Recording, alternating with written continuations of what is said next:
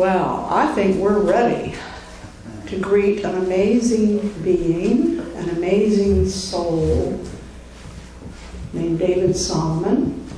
I count myself as a very fortunate person to know him and his family and his friends and to be in this school together. I first met David when he was probably about 19 years old. He's a little bit older now. In fact, I think his son is approximately that age, right? Yes. Speaking of age, I had a 5-year-old student who said to me, how old are you, Miss Thomas? That was about a year ago. I said 65. She just was in shock at the concept. And she goes, and she spread out her voice, that is old. And then she said, and she wasn't trying to be funny. She was just being real. And she goes, they didn't even invent pencils yet then, did they? So, well, David and I go back an old, long time being with the fellowship. And the pencil wasn't invented then. In fact, we started on, non-electric typewriters, and the story keeps going. But anyway, the important thing is, David is our brother. He walks with us on this journey. He learns and teaches with us on this journey. He gives from the heart. And he gives of his wisdom.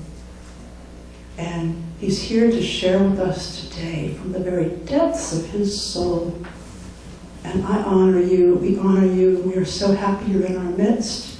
And we open our hearts now to hear your message. Thank you, David. He's also a minister of the fellowship, by the way. So thank you, David. Let's give him a warm applause.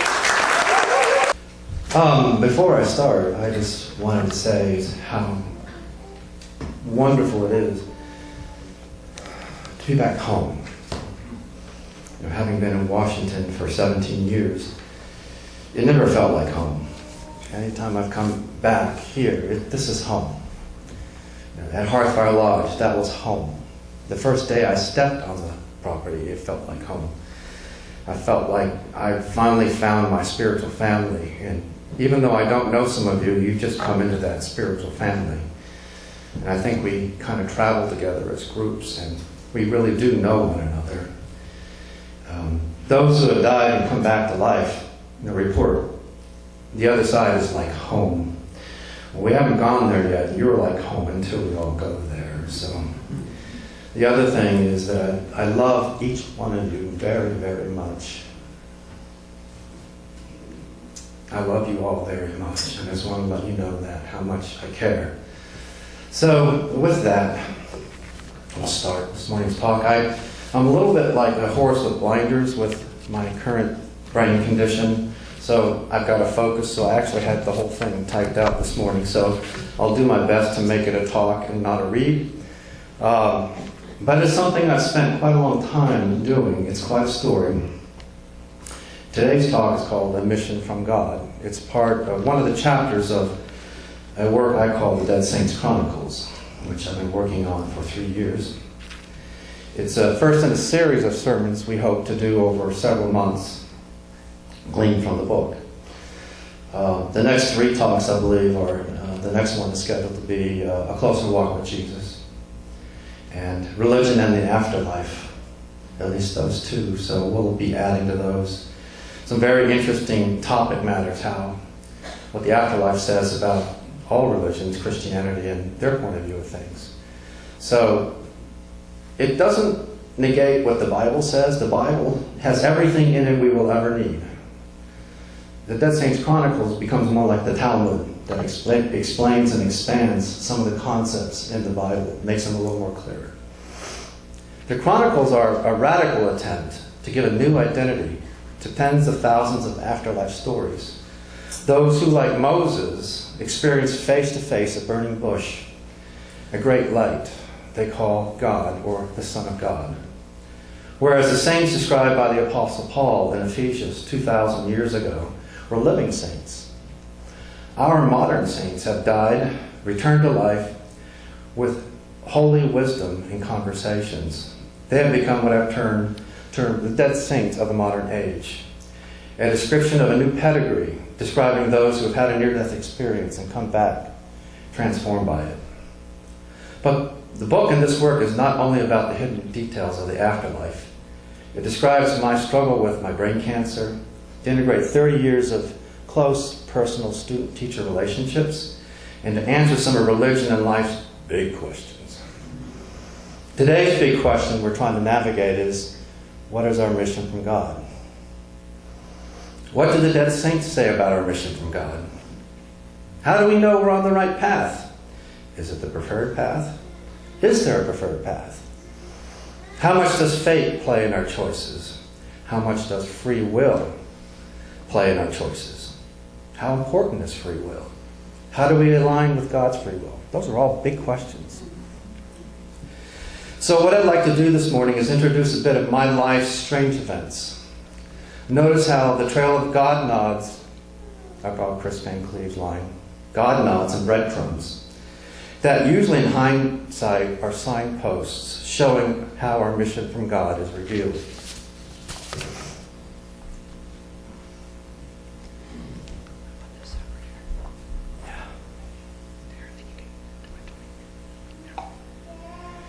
We'll start in 1994. This was 3 months after Paul Solomon died in March. Paul Solomon being my teacher and friend, I had a vivid dream that I died and went to heaven. I knew I had to be dead because it seemed like I'd been there a very long time. But how did I die? I had no memory of the event. I found myself standing side by side with a group of new spirit arrivals in a small, vaulted, white stone building that could perhaps seat 50 souls. To my right, the entire wall was open to a great gulf that appeared, the whole city appeared right in front of me over that gulf. I can only call it the Holy City of God. The Holy City contained hundreds of overlapping golden domes that glowed gold against the blue sparkle of a nebula and black night sky. My mind and heart wanted to fly through the opening in the wall, leap the chasm only a few miles away, enter the Holy City, and learn all that wisdom and knowledge. The pull of my soul was overpowering. I absolutely had to go there. The stone building I was standing in seemed similar to a humble mountain abbey, but simple and unornate. It seemed to be a portal to these souls that were standing there. Those of us who were standing side by side appeared to be ready for our next step in spiritual growth. We had in front of us these new light bodies that we're supposed to stand into. So we're standing side by side, and these light bodies are standing in front of us. Couldn't see their faces, but we were told by this great voice, now go ahead and step into your new light body. So I went ahead and stepped forward into my new light body, and someone laughed and said, no, not that one, silly, the next one. It appears on the other side. There's a lot of humor. They do it all the time. So I moved into the correct body, and when I did so, I immediately noticed Paul Solomon out of the corner of my eye, and like he used to do when I was with him as a student, he pointed at me like this, follow me. It wasn't surprising to see my deceased friend there. It was like all natural, and that's the way things are supposed to be. But suddenly we were on a mountaintop, or a trail in the Shenandoah Valley, and we were just walking side by side like what we used to do. And he said to me, David, it would be a shame that you should pass into this afterlife without completing your book. Remember, this was 20 years ago. He said, you have a unique approach to writing, an experience most people never hear about. Put your abilities together, connect the dots. Go finish your book. And with that, I suddenly woke up. I had tears streaming down my face, just as the morning sun was rising. What had just happened? It seemed like I'd been there for years, and now I was waking up and I had to get used to breathing again, being human again. So why did Paul Solomon warn me? Was I going to die soon? Looking back 20 years ago, it didn't seem likely. I was a healthy young 35-year-old. I had a few colon issues, but what in the world was that spook talking about? Right? I assumed the book Paul was referring to was at the time, I had a research project called the Armageddon Stones, which is actually a book about prophecy, how comet storms have impacted the Earth in the past and how they'll impact the Earth in the future. It's not if, but when. These things have happened. Comets hit our planet every year in various sizes, and I was pretty certain that mythology and religion were going to show me exactly when the due date was coming. So 6 months later, after I entered my second marriage and fathered my son Benjamin, who's here, I raised $40,000 from a Japanese benefactor. And I went all over the United States, Library of Congress, doing more research. But after about a year, a huge amount of research, writing, I ran out of money.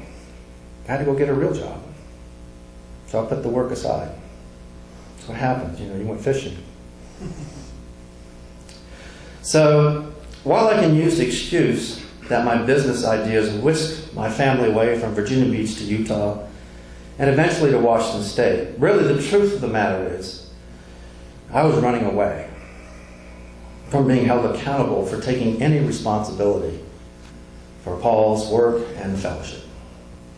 I was tired of...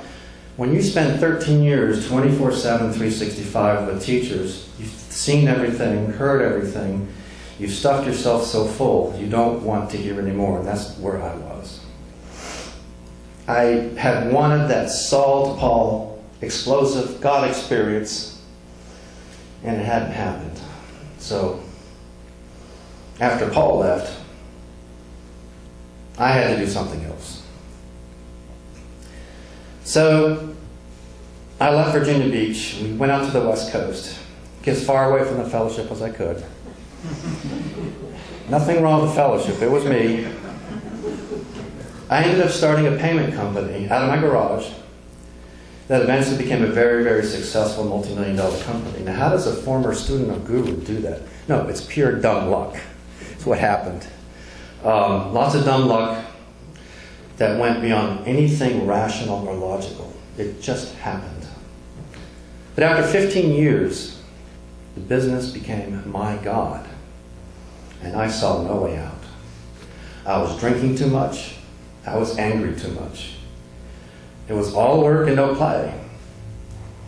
And during that time, I really didn't read one spiritual book, didn't read the Bible, tried to visit a church or two, but that was only in the first year or two I was there, and pretty much put spiritual stuff aside.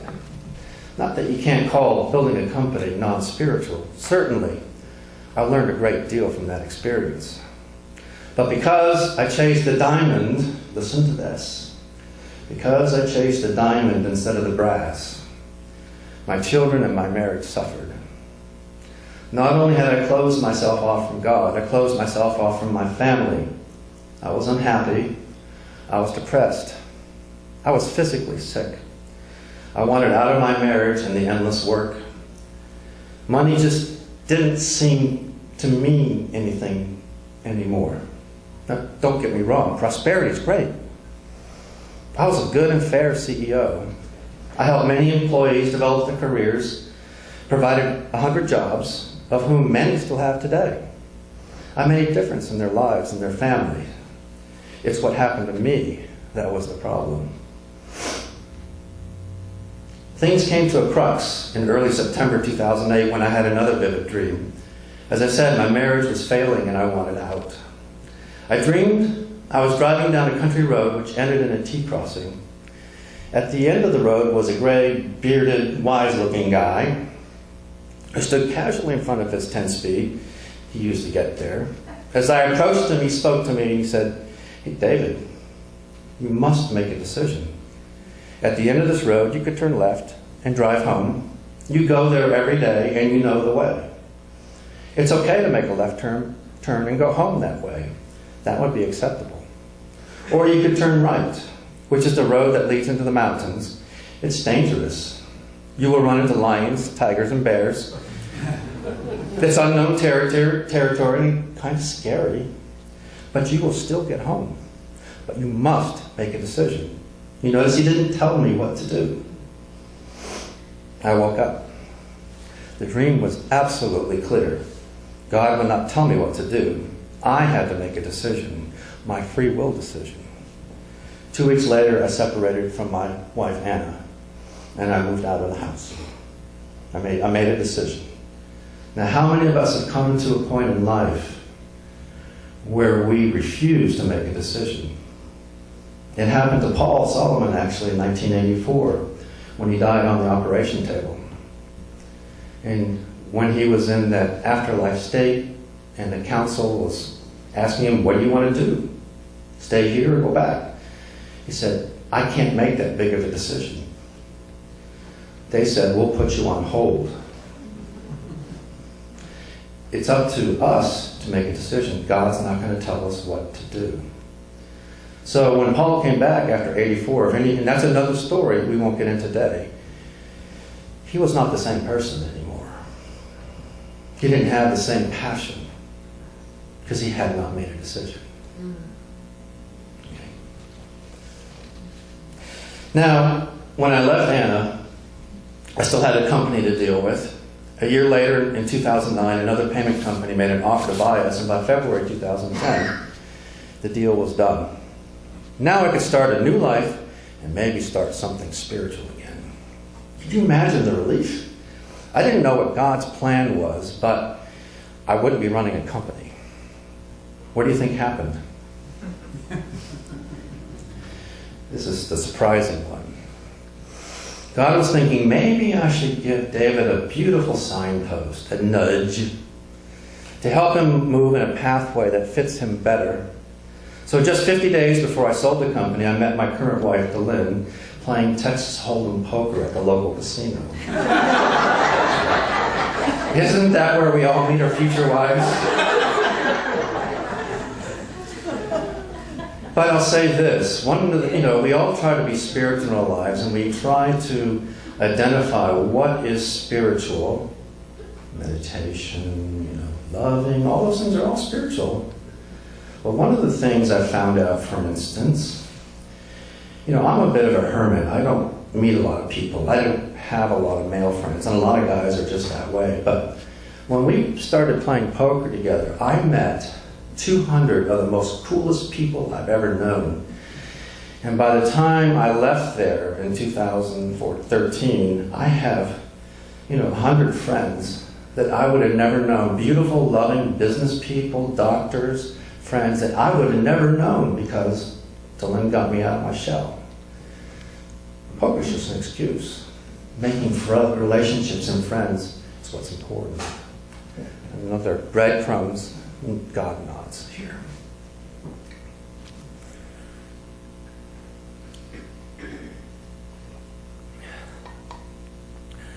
So, Delynn walked with me through the final closing of my company. And with the funds we received from the proceeds of the sale, just 3 months later, we moved into a new home, a 5-acre property, and started building Accio Japanese Gardens, the largest of its kind in Washington State. Aquariums do nothing small. It's impossible. And in the very moment we moved in, I promised God and Paul, I will build you a beautiful garden and home dedicated just to you. Isn't that what I'm supposed to do with my life? This is my mission from God. Paul, wouldn't you be proud? Right? Remember, Paul and I built gardens together. We wanted to build a school. So now this was my chance. I was still very sick from my colitis at the time. So a month later in May, I've got this new energy to do things. Even when the gardening and remodeling project was going on, I thought, I will do a 40-day fast. I'll cure my stuff, my illness. I had already done 2 7-day fasts in the last several months, but they had not helped my medical condition at all, so perhaps a longer fast would work. So 18 days into the fast, my symptoms actually got terribly worse, and I had to stop. I was desperate. I didn't know what to do. I had a new life, a new wife, a new hope. Sound like Luke Skywalker. A new garden being built, but I didn't have my health. A month later, the doctors removed my appendix in an attempt to help me. It didn't work. But By the end of July, things were even worse. I remember saying to God, if you can't fix this, I want out. I can't live this way. I can't build your school and be this sick. So I went back to my doctor and I told him I'm tired of 22 years of this disease, and I cried right in front of him. He said, David, we've tried everything, every conventional therapy that would work. You've tried the natural stuff, I've tried the medical stuff, nothing's working. The only thing we have left is a clinical trial in Washington State University, University of Washington. Give Dr. Lee a call there, see what he can do for you. So I did. Enrolled in the program, and by late 2010, my disease was in 100% remission. God nods and breadcrumbs. Now it's healed. Praise God! Right? I'm ready to go. Let's get to work. Let's build a garden. Let's collect the best bonsai trees, the best maple specimens. Let no expense be spared. Heck, even my contractors didn't have a budget. Keep building. God, my place looked like Stonehenge up my driveway. If you've seen the pictures, it does. It's ridiculous. David Solomon was back. I even tried to grow my hair longer and make a ponytail, if you can imagine, but that's kind of hard now. So we planned and built and planned and planted for almost a year. It's amazing how much money you can dump into a Japanese garden. Japanese walls, bamboo. Hey, why stop there? Why not buy a boat, get a race car, invest in risky gold stocks? We even had a Russian artist paint the Sistine Chapel thing on the ceiling with Adam touching God's hand. Now that I was healed, though, I became more creative too. By July 2011, I thought of another spiritual hobby to do. I was feeling good. And that was the study of near-death experiences. I simply called it the Near-Death Book, one of those long-term projects with no publishing date. I didn't even think about the Armageddon Stones. I was on to this work. By October 5th, 2011, I'd researched just a few hundred of these near-death accounts. But it was late afternoon on that day when an innocent, simple act of reading a dying man's near-death experience triggered one of the most powerful, absolutely unexpected, explosive, experiences of my life. It was a near-death experience of a Vietnam vet in 2004, who, according to the 7 surgeons present, began speaking in a one-way conversation to Jesus Christ on the operation table, while under full anesthesia. But the man died right after the conversation stopped, even though the surgeons did everything in their power to revive him. 10 minutes later, one of the surgeons suddenly noticed his eyes were wide open and looking at him. He shouted, "He's alive!" and proceeded to do what doctors do to keep him alive. The vet asked the doctor, "Well, what did I say? Was he talking back to me or just hollering out in the void? We couldn't hear the voices, but it sounded like you were engaged in a two-way conversation. You spoke to Jesus by name." This would all have been forgotten, but a month later, after the operation, our vet visited a certain Christian psychic in Virginia Beach, who just happens to be here among you today, a soul I met just 11 days ago for the first time. The vet recalls that she said, "You know that you died last month on the operation table?" He said, "Yes, the doctors told me that." Then she really rocked his world by saying, "Well, did they tell you that you had a face-to-face encounter with Jesus Christ himself?" He almost fainted. And this is the other side of the conversation. She said, "When you died and left your body, you screamed out at the top of your voice that you were sorry you had ever hurt anybody in any way while you were on earth. You screamed it out so loud and with so much emotion and conviction that you startled everybody that was around you at the time. He just happened to be over there, and he came over to where you were to see what all the commotion was about." She said, "You jumped in front of Jesus Christ and started talking your head off. You didn't even know who he was. You just started telling him that you'd just gotten out of prison and were undergoing treatment for cancer, and now you were getting a big check, and you wanted to have a break. and have some fun. You got them all laughing.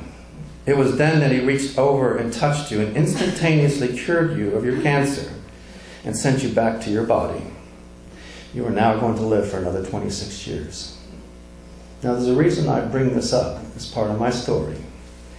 So, now back on October 5th, I'm reading this man's experience of meeting Jesus face to face when suddenly in my family room, I was hit without warning by a flash of bright light and what felt like 1,000 volts of electricity. Instantaneously, I began laughing hysterically and crying at the same time. It's very hard to do. Dylan was there. She thought I'd gone nuts. Like Moses, I felt I was standing on holy ground and fell to my knees in all the presence I felt before me. I knew in that moment the Son of God had touched me.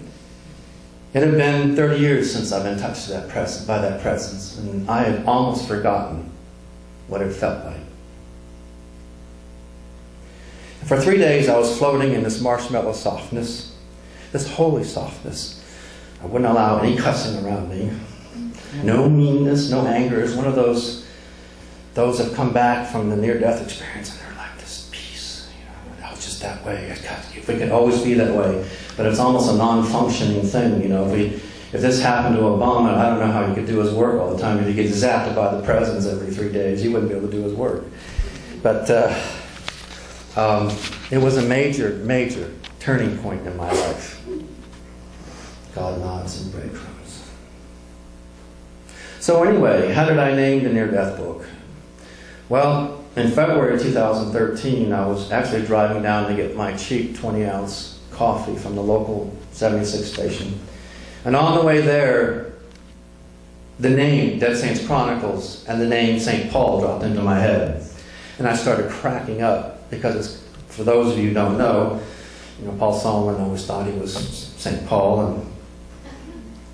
and it just knew this was who was communicating, because each of the saints in the book I call Saint Dylan or Saint Dottie. Those who come back to life I refer to as saints.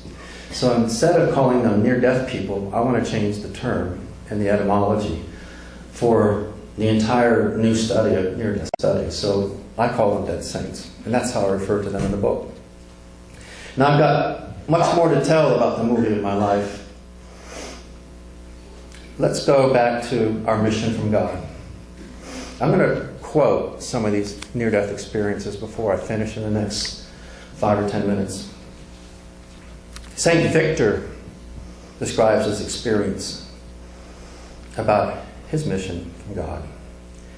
After making God cry, and I said this in good humor, my life was shown to me in the form of a long road. And it didn't look like a road I chose to travel, although I knew I had chosen this road. I saw many different places I'd live and people I'd know, jobs, experiences, too much sadness. I didn't want it.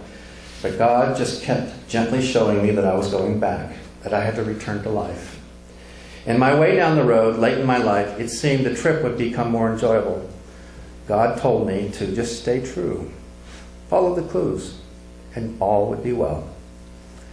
See, the way I've seen my life and the way things have come down this road, God gives us clues a little bit like God's crossword puzzles. He gives us the up clues and the down clues, but we got to finish the words. He just won't, we're like kids. Let me do it. You can ask, he'll just still give you clues. And you still must drive the car. In another near-death experience, St. Stella describes a casual but frank conversation about free will and our mission from God with a young boy. With extreme love and patience, he showed me that I had still much to learn, and he showed me my life as though it were a journey. I could choose various paths that I had to get to from point A to B. The important events, my goals, were symbolized by marble statues, while others were made from fresh clay and still malleable. Still time to make them into something else. I understood that the arrival and completion of these points is not a moment in time, hear that, not a moment in time, but when all the conditions are satisfied, and the most seminal of these is free will. I bet you a lot of you have never thought of the importance of making decisions. It is the one of the top 2 or 3 most important points that Dead Saints talk about. It's our right to be the son and daughter of God. We have to learn to choose, which almost flies in the face of conventional Christianity. St. Stella hadn't reached any such place yet.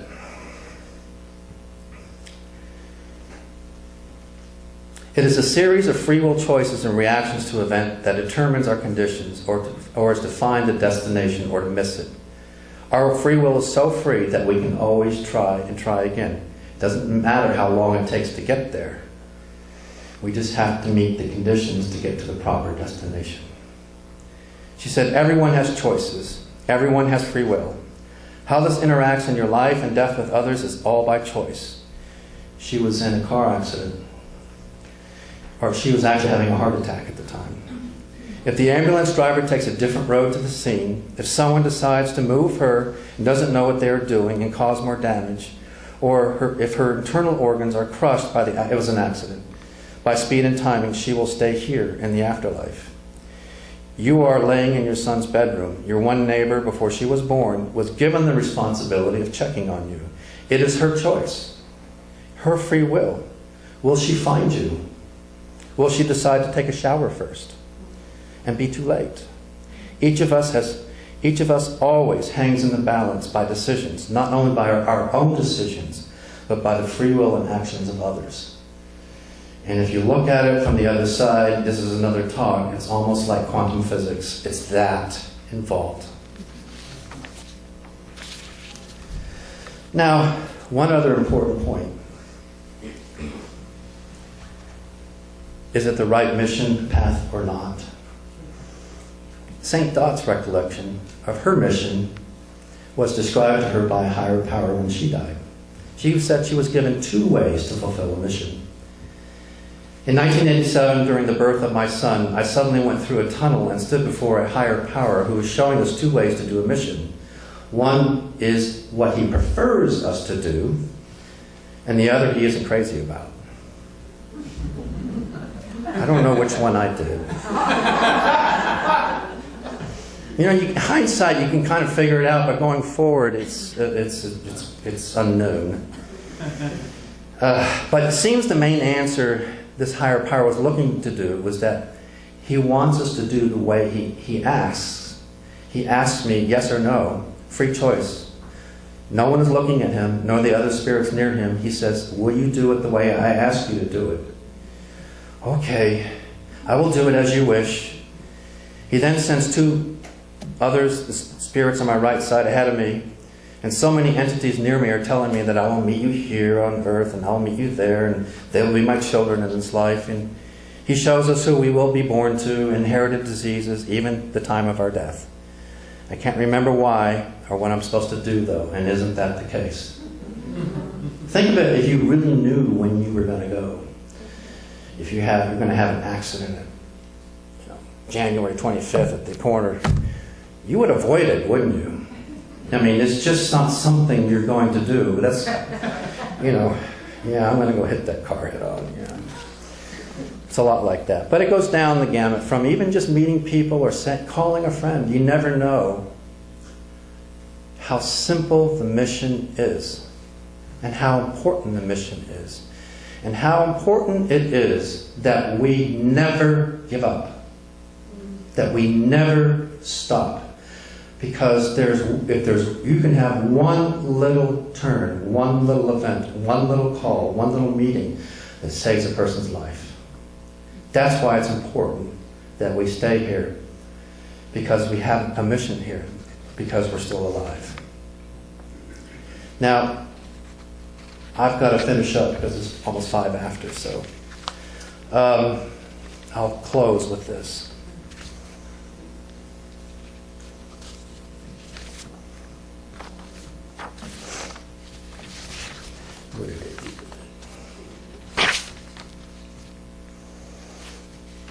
Basically, is that we're all heroes. for being here. I have, for some reason, a page is not here, but I was going to read one last experience. Didn't print it out. It's probably the last one and ran out of paper, right? Anyway, it was about a young man from the Bronx who had died as a teenager. And they were asking him, do you want to go back? And he said, no, I don't want to go back.